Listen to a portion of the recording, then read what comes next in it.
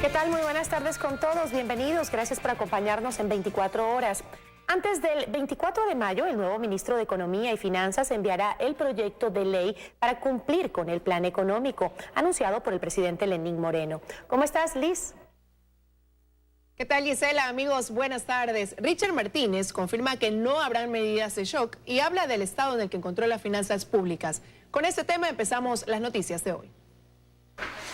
Ya desde su despacho, el nuevo ministro de Economía y Finanzas confirma haber encontrado caos en las cifras y en la información económica del país. Mucho desorden en las cifras, muchas interpretaciones que no están sujetas a la técnica en las cifras. También hemos encontrado que se han detenido varios pagos que no tenían por qué haberse detenido. Sin embargo, para el mes de mayo, asegura tener todo resuelto. Los jubilados, servidores públicos, que tengan tranquilidad en los recursos que van a recibir, que no haya ningún tipo de retraso. En base al informe de Contraloría, explica Martínez, este año todavía tienen un margen. Podemos operar con normalidad. Esos son cerca de 8.250 millones de dólares, ejecutados un 41% de ese monto. Sí, todavía tenemos margen, pero si es que hubiese la necesidad de hacerlo por encima de ese valor, que la ley lo permite, deberíamos obtener una autorización de la Asamblea. El nuevo ministro confirma de lo conversado con el primer mandatario que se propusieron enviar el proyecto de ley que viabiliza el plan económico antes del 24 de mayo. No va a haber aquí medidas de shock, sino que vamos a hacer un ajuste gradual por el bien del país, por la estabilidad económica, por el mismo crecimiento y por el bien ciudadano. Hemos hablado ya con la Presidencia de la República para incluir en el programa, en el proyecto de ley, una reforma que nos permita viabilizar ese techo que existe actualmente, ¿no es cierto? Que se pueda superar ese techo, pero con unas reglas macrofiscales estables. Garantice y selle la palabra del presidente del 2 de abril, ¿no es cierto? De no incrementar impuestos, de facilitar muchas cosas, y queremos llevarlo ya a la operación. Sobre la deuda, el ministro asegura que esta en sí no es mala siempre y cuando existan las condiciones apropiadas y con un objetivo claro. Lo que hay que ver es la capacidad de pago del país de esa deuda. Entonces, para salir de la situación que estamos, necesitamos una especie de joroba de deuda para lograr sanear toda la deuda anterior y estabilizar las cosas. Y en adelante procederán con transparencia, como lo manifestó durante su posesión. Vamos a subir el día de hoy ya los boletines de deuda que no están subidos desde enero, y vamos a publicar cuáles son esas 18 observaciones y cómo se van cumpliendo. Es así como estructura el trabajo y define los ejes de acción el nuevo ministro de Economía y Finanzas. En Quito, María Gracia Costa, 24 horas. Y mientras tanto, la exministra de Finanzas, María Elsa Viteri, sostiene que la verdadera importancia del endeudamiento no radica en el techo fijado, sino en la sostenibilidad y capacidad de respuesta del Estado. Lo dijo hoy durante una larga conferencia de prensa que dedicó a aclarar que no es deudora morosa de la Corporación Financiera Nacional. Es decir, visiblemente molesta, la exministra de Finanzas dedicó más de 30 minutos a explicar que se utilizó como argumento para pedirle la renuncia una supuesta deuda en mora con la CFN que no es cierta, pues aseguró que está al día. Luego hizo una suerte de informe de labores de los 2 meses que estuvo al frente del Ministerio de Finanzas. La real importancia no radica en el techo fijado, sino en la sostenibilidad y capacidad de respuesta al nivel de endeudamiento. Se va sosteniendo que no importa que el Ecuador haya sobrepasado el límite legal de endeudamiento público fijado en el 40% del PIB, sino a la capacidad de pago del Estado, aunque se escuda afirmando que los instrumentos legales vigentes no definen con claridad el monto actual. Dependerá de la definición de la normativa vigente para el establecimiento de los valores actuales, señores. No es que yo digo que no hay o hay sobreendeudamiento, es que no está la definición legal para hacerlo. Se refiere al decreto emitido por el expresidente Correa, mediante el cual modifica el cálculo de la deuda en consolidada y agregada, que básicamente separa los compromisos internos del Estado con los préstamos internacionales. Corresponderá realizar los cambios necesarios a la normativa para la inclusión en el monto del endeudamiento luego de la determinación del uso idóneo de los instrumentos, aquellas obligaciones no incluidas actualmente. No dio una sola cifra, no dijo cuál es el monto total de endeudamiento ni el monto en el que quedó el déficit fiscal, tampoco cómo se lo iba a cubrir. Solo dijo que hizo lo necesario para atraer inversión extranjera y negó que el riesgo país se haya incrementado por su presencia al frente del Ministerio de Finanzas. Y se fue. No aceptó preguntas de los periodistas. En Quito, Freddy Paredes, 24 horas. El subempleo en el país decreció en un 3% por primera vez en 5 años. Sin embargo, el desempleo juvenil continúa siendo una preocupación para el gobierno, pues representa un 56% de la cifra total. Este fue uno de los temas puntuales que se abordó durante el primer día del Foro Empresarial Andino, un espacio para intercambiar experiencias económicas. España, Portugal. Con una reflexión respecto al progreso de los países andinos en las últimas décadas. Así inició el discurso de apertura de la ministra de Industrias y Productividad, Eva García, en el Foro Empresarial Andino, un evento en el que empresarios, ministros y representantes económicos abordaron los temas que debe reflexionar la comunidad, entre ellos incrementar el empleo juvenil, pues en el Ecuador un 56% de los desempleados son jóvenes. Es decir, más del 50% de los desempleados en Ecuador son jóvenes. Uno de los puntales de desarrollo es la mano de obra fuerte y entusiasta de millones de jóvenes que inician su vida laboral. Por lo que durante las ponencias del primer panel se expuso los programas que ayudarán a reducir esta amplia brecha. Entre ellos, por ejemplo, los 1.450 puestos de trabajo en el sector público y las 23.500 vacantes en el sector privado. Antes no había nada. Porque este programa de pasantías laborales solo estaba dirigido al sector público, con un gran fracaso, por cierto.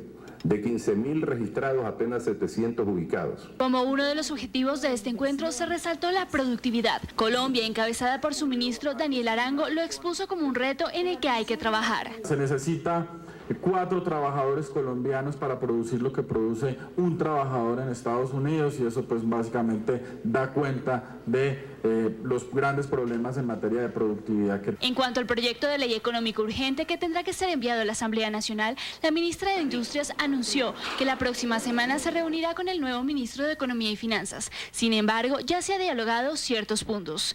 En Quito, Daniela Valencia, 24 horas. José Augusto como secretario de Planificación y Boris Palacio como encargado del Ministerio de Transporte toman protagonismo en el nuevo gabinete de Lenín Moreno. Ambos ya estaban en el gobierno, pero desempeñando otras funciones. ¿Juran ustedes por su honor cumplir con las tareas que les he encomendado? José Augusto Briones es el nuevo secretario nacional de Planificación y Desarrollo. Es un guayaquileño de 57 años, ingeniero civil graduado en la Universidad Católica de Guayaquil, magíster en Administración Pública en la Escuela Politécnica, especialista en Derecho Humano en la Universidad Jones International de Estados Unidos y tiene otra especialidad en proyectos en Damles School of Education de Berlín. Entre su experiencia laboral destaca haber colaborado en el programa de las Naciones Unidas. Fue secretario de la vicepresidencia y asesor del Ministerio de Hidrocarburos en 2017. Ha trabajado en temas de manejo corporativo, asesoría y capacitación para la formulación de políticas públicas. Otro de los nuevos integrantes del gabinete ministerial es Eduardo Jurado Béjar, quien fue nombrado secretario general de la presidencia. Jurado es un empresario guayaquileño de 60 años y tiene un doctorado en administración de empresas. En su experiencia laboral resalta que en el ámbito privado fue vicepresidente ejecutivo de Otesel y director de control de gestión de una multinacional. En el área pública se desempeñó como viceministro de Comercio Exterior en el 2001 y subsecretario de Industrias. Durante el acto de posesión, Jurado comprometió todos los esfuerzos del nuevo gabinete ministerial para cumplir los objetivos trazados por el presidente Lenín Moreno. Joana Ramos, 24 horas. El presidente Lenín Moreno se reúne a esta hora con empresarios para la firma de compromisos de inversión. Nos vamos a trasladar hasta el Palacio de Carondelet con María Gracia Acosta para que nos cuente los detalles. Hola María Gracia, ¿cómo estás? ¿Qué sabemos de la reunión hasta el momento? ¿Qué tal, Liz? Amigos, buenas tardes. Ya hubo resultados de esta reunión. En total, 11 contratos de inversión por 360 millones de dólares con 11 empresas ecuatorianas que están dispuestas a invertir esta cantidad en el país, básicamente en distintos rubros, los relacionados con comercio, agricultura, manufacturas, electricidad, turismo, logística, telefonía, minería, entre otros. El presidente Lenín Moreno fue el testigo de la firma como presidente del Comité Estratégico de Inversiones. Allí manifestó que apoya al sector privado y recordó, como lo dijo ya al momento de anunciar el plan económico, que ellos esperan que el sector productivo resurja y para eso también apoya las acciones de su nuevo ministro de Economía y Finanzas. Recordemos, según los datos del Ministerio de Comercio Exterior, que en enero pasado se comprometieron inversiones por 519 millones de dólares y desde mayo del 2017, es decir, cuando tomó el poder Lenín Moreno, Ecuador promociona un portafolio de inversiones nacionales que se acercan a los 33.000 millones de dólares. Ellos resaltaron que con seguridad jurídica y también con una estabilidad tributaria podremos tener inversión local y extranjera. Esa es la información que se ha producido aquí en el Palacio de Gobierno. Ahora sigues tú con más en Estudios, Gisela. Una buena tarde. Igual para ti, gracias. Una muy buena tarde.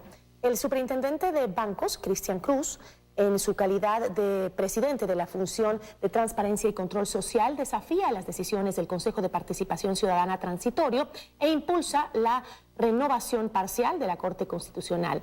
En una carta enviada a los representantes de la Función de Transparencia, convoca a sesión extraordinaria este jueves para designar la comisión para dicha renovación.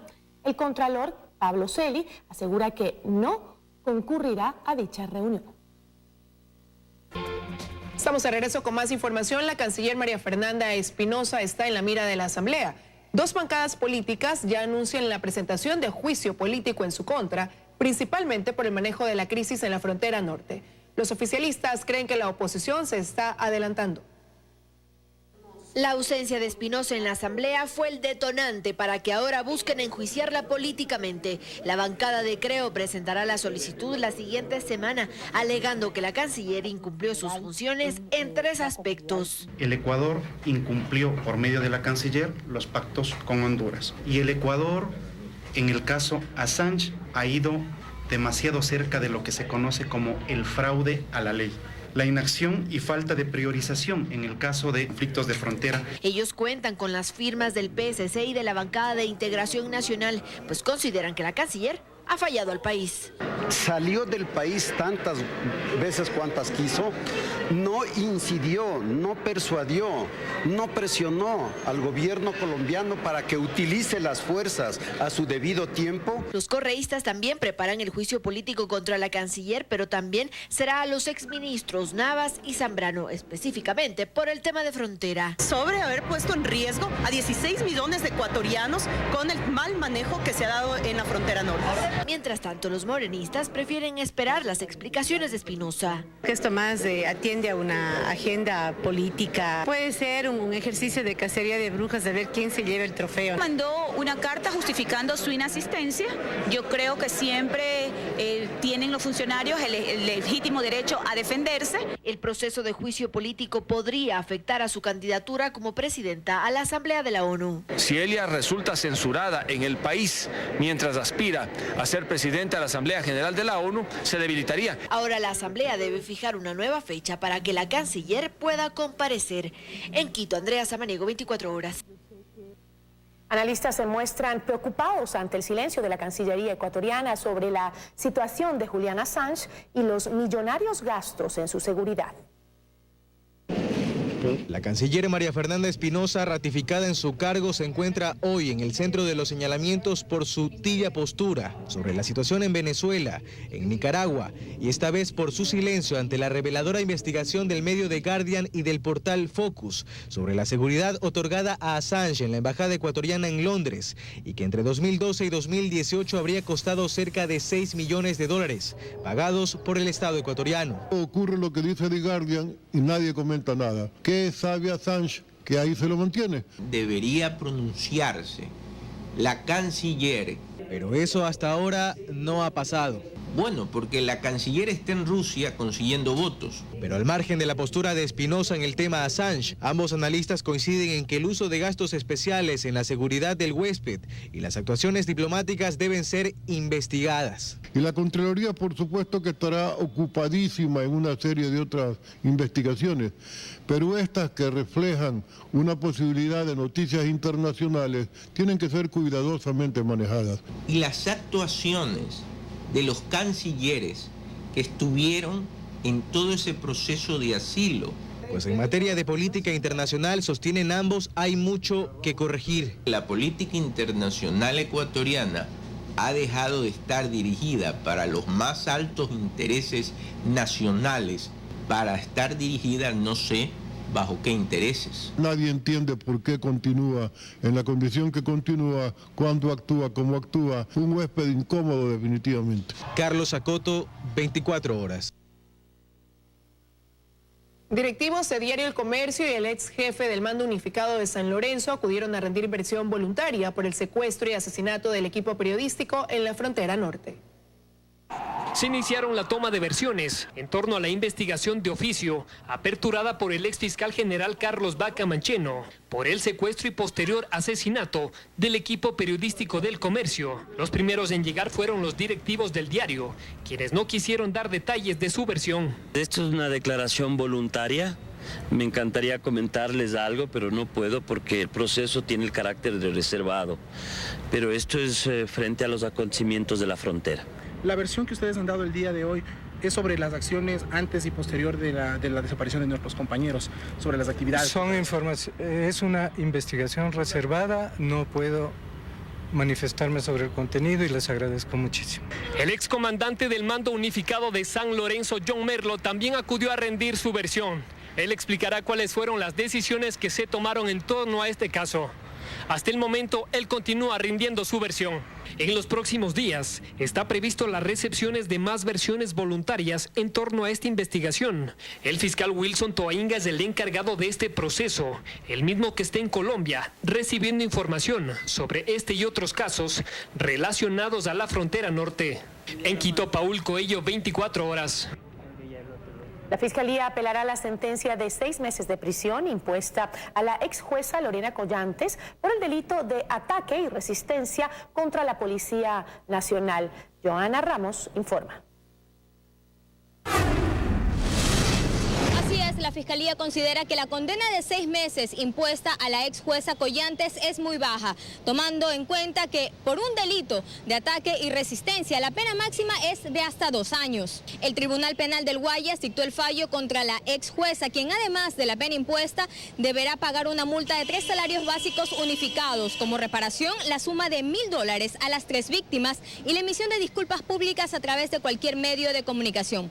Collantes protagonizó un escándalo en un restaurante en el norte de Guayaquil en el 2016, cuando se negó a pagar una cuenta en el local y luego insultó y amenazó a varios policías que llegaron al sitio y que la detuvieron. Por su parte, la defensa de Collantes anunció también que apelará el fallo una vez que este sea notificado.